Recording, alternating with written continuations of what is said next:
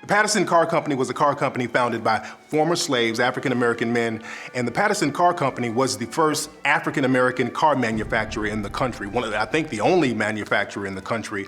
And what's interesting about the Patterson Car Company, it was in Ohio.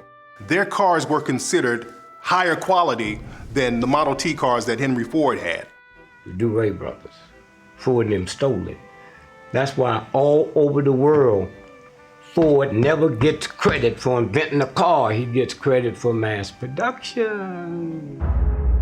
The cars began coming off the assembly line at the rate of 1 every 40 seconds. Until that, they take one car and put it together. But where did he get that from? George Washington Carver. George Washington Carver was never around black folks till he went to Tuskegee. His mother and father died or was killed. And a white family adopted him from Iowa. You know black folks in Iowa, except football players.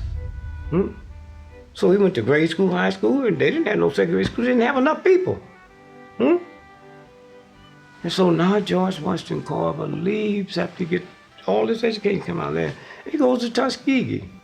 Henry Ford came down to visit, like he always see his friend. He said, Mr. Ford, I got something here. Study plants.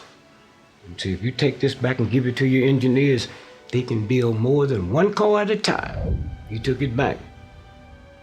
Mass production all over the world is called the plant, right?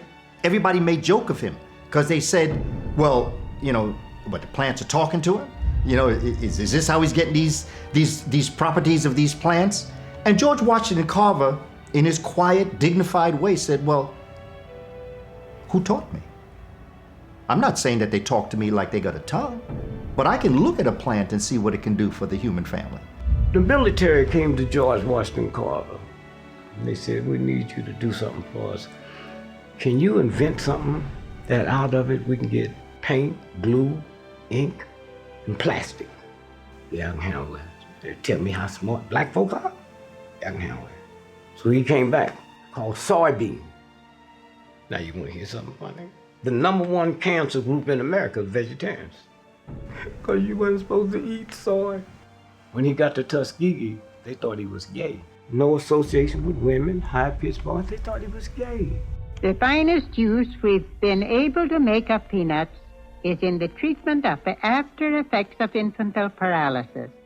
And he'd rather for you to believe he was gay than tell you that them white folks that adopted him castrated him so he couldn't have sex with their daughter. Like, who wanted them, huh?